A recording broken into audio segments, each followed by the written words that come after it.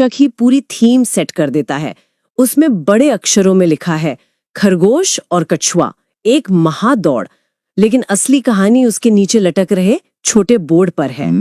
जिस पे लिखा है घमंड और धैर्य की कहानी। हाँ, मतलब डेटा हमें पहले ही चेतावनी दे रहा है कि ये सिर्फ गति की नहीं बल्कि स्वभाव की लड़ाई है। और यहाँ जो सबसे दिलचस्प बात है वो ये है कि जब हम स्लाइड 2 के कैरेक्टर प्रोफाइल को देखते हैं तो वो पूरा पोस्टमार्टम कर देते हैं दोनों का। बिल्कुल, जैसे खरगोश की प्रोफाइल में लिखा है कि उसकी गति सबसे तेज है, लेकिन उसका स्वभाव घमंडी और बातूनी है। हाँ, और उसे अन्य जानवरों के सामने अपनी क्षमता दिखाने का बहुत शौक है। सही कहा। और उसकी सबसे बड़ी कमजोरी स्पष्ट रूप से अति आत्मविश्वास और दूसरों का उपहास करना बताई गई है। देखिए, यहाँ जो बात मुझे सबसे ज्यादा प्रभावित करती है वो ये है कि दोनों की कमजोरियां और ताकतें शारीरिक से ज्यादा मानसिक हैं। एकदम सही पॉइंट है, क्योंकि अगर हम कछुए का डेटा देखें तो उसकी गति सबसे धीमी है, लेकिन उसका स्वभाव शांत और स्थिर बताया गया है। हाँ, और वो जो ब्रैकेट में लिखा है ना, उपहास के बावजूद चुप रहने वाला। अरे हाँ, उसकी असली ताकत धैर्य और निरंतरता है। मुझे तो ये प्रोफाइलिंग देखकर एकदम से हमारे आधुनिक वर्कप्लेस की याद आ गई। वो कैसे? आप इसे वर्कप्लेस से कैसे जोड़ रही हैं? देखिए, खरगोश बिल्कुल उस कर्मचारी की तरह है जो काम में तो बहुत तेज है, लेकिन प्रेजेंटेशन में शो ऑफ ज्यादा करता है। मतलब उसे हर छोटी सफलता पर शोर मचाना है। हाँ, बिल्कुल, हर ऑफिस में ऐसा कोई ना कोई होता ही है ना? जबकि कछुआ वो इंसान है जो बिना शोर मचाए, बिना किसी से उलझे अपना डेली टारगेट पूरा करता है। ये तुलवा बहुत ही सटीक है। और कछुए का उपहास के बावजूद चुप रहना, ये एक बहुत बड़ी मनोवैज्ञानिक ताकत है। वो अपनी ऊर्जा बचा रहा है। बिल्कुल। अब चलिए रेस के आरंभ और भटकाव के मनोविज्ञान पर आते हैं। स्लाइड 3 में आसमान में लिखा है 1 2 3 दौड़ शुरू। और मजेदार बात यह है कि जंगल के सभी जानवर जैसे बंदर, लोमड़ी, हिरन, वो सब दर्शक बने हुए हैं। हाँ, वो सब देख रहे हैं। और फिर स्लाइड 4 में जो डेटा है वो हैरान करने वाला है। शुरुआत में ही खरगोश फिनिश लाइन के बहुत करीब पहुंच जाता है और कछुआ इतना पीछे है कि दिखाई भी नहीं दे रहा। सच में। और रेस ट्रैकर दिखाता है कि कछुआ मात्र 5% पर है, जबकि खरगोश, जरा सोचिए, 7% पर पहुंच चुका है। ये किसी भी लंबे लक्ष्य की शुरुआत का एक बहुत ही क्रूर सच है। मनोवैज्ञानिक रूप से 5% बनाम 60% का अंतर बहुत भारी होता है। यहाँ से कहानी वाकई दिलचस्प हो जाती है, क्योंकि स्लाइड 5 में एक भटकाव आता है। खरगोश की नजर बाईं ओर के खेत पर पड़ती है। यहाँ पत्ता गोभी और गाजर हैं। हाँ, और वो सोचता है कि कछुआ बहुत पीछे है, क्यों न खाकर झपकी ले ली जाए ताकि तरोताजा होकर दौड़ पूरी कर सके। और यहीं पर ट्रैकर कछुए को 20% और खरगोश को 80% पर पॉज यानी रुका हुआ दिखाता है। तो मैं यहाँ एक सवाल उठाना चाहती हूँ, क्या खरगोश की गलती आराम करना था, या ये मान लेना कि कछुआ कभी 20% से आगे बढ़ ही नहीं पाएगा?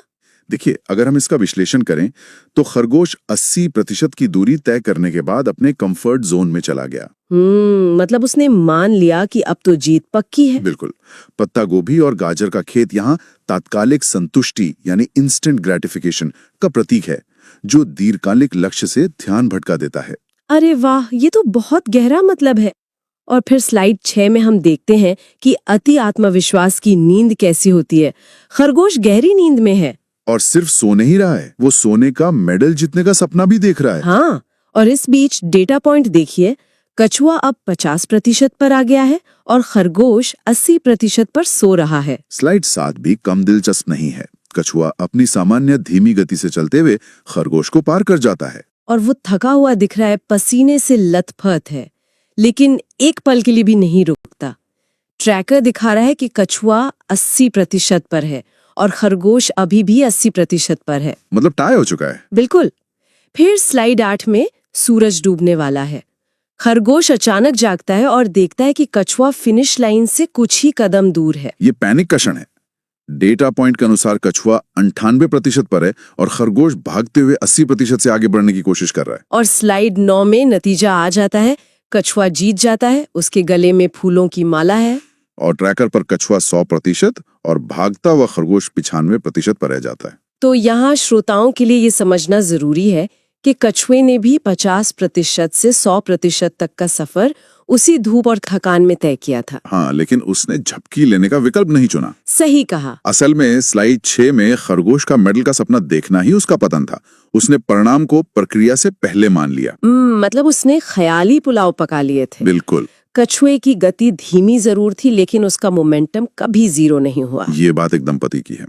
अब इस पूरी घटना का जो सबसे विश्लेषणात्मक हिस्सा है, स्लाइड 10 और 11, उस पर आते हैं। हाँ, ग्राफिकल विश्लेषण। ये भाग वाकई बहुत महत्वपूर्ण है। स्लाइड 11 में समय और दूरी का एक ग्राफ है। एक्स एक्सिस पर समय है और वाई एक्सिस पर दूरी। और इसमें जो संतरी रेखा है, जो खरगोश की है, उस पर लिखा है तेज लेकिन अस्थिर। हाँ, वो एकदम से ऊपर जाती है, फिर एक लंबी सीधी सपाट रेखा बन जाती है जो उसका सोने का समय था, और अंत में फिर ऊपर उठती है, लेकिन तब तक बहुत देर हो चुकी होती है। और दूसरी तरफ हरी रेखा है जो कछुए की है। इसे धीमा लेकिन निरंतर कहा गया, जो शुरुआत से लेकर समाप्ति रेखा तक एक समान रूप से ऊपर की ओर यानी डायगोनल जा रही है। तो इन सब का क्या मतलब है? अगर हम इसे बड़ी तस्वीर से जोड़े ना, तो ग्राफ की सपाट संतरी रेखा विराम या ठहराव को दर्शाती है। हाँ, मुझे तो ये उन प्रोजेक्ट्स की तरह लगता है जो बहुत जोश के साथ शुरू होते हैं लेकिन बीच में ठंडे पड़ जाते हैं। एकदम सही। निरंतरता हमेशा अस्थिर गति को हरा देती है, क्योंकि सफलता एक मैराथन है, स्प्रिंट नहीं। और यही सीख स्लाइड 12 में 3 पत्तों पर लिखी है। हाँ। पहला, किसी बात पर शेखी बघारने से प्रशंसा नहीं मिलती। दूसरा, दूसरों की धीमी गति का कभी मजाक नहीं उड़ाना चाहिए। और तीसरा, अति आत्मविश्वास हमेशा हार का कारण बनता है। ये बहुत ही गहरी नीतियां हैं, लेकिन इन सब के बीच एक और दिलचस्प बात है स्लाइड 12 में। हाँ, सीखने का एक नया तरीका। ये पूरी कहानी वास्तव में किड्स लर्निंग सेक्शन का हिस्सा है, जिसका उद्देश्य मजेदार तरीके से सिखाना है। और इसमें 4 मुख्य खंड दिए गए हैं। पहला है रोचक नैतिक कहानियां और परियों की कहानियां, जिसमें पंचतंत्र भी शामिल है। दूसरा है रंगीन गणित और अंग्रेजी वर्कशीट। तीसरा, बच्चों के लिए निबंध और कविताएं। और चौथा खंड है आसान सामान्य ज्ञान प्रश्न और एनसीईआरटी समाधान।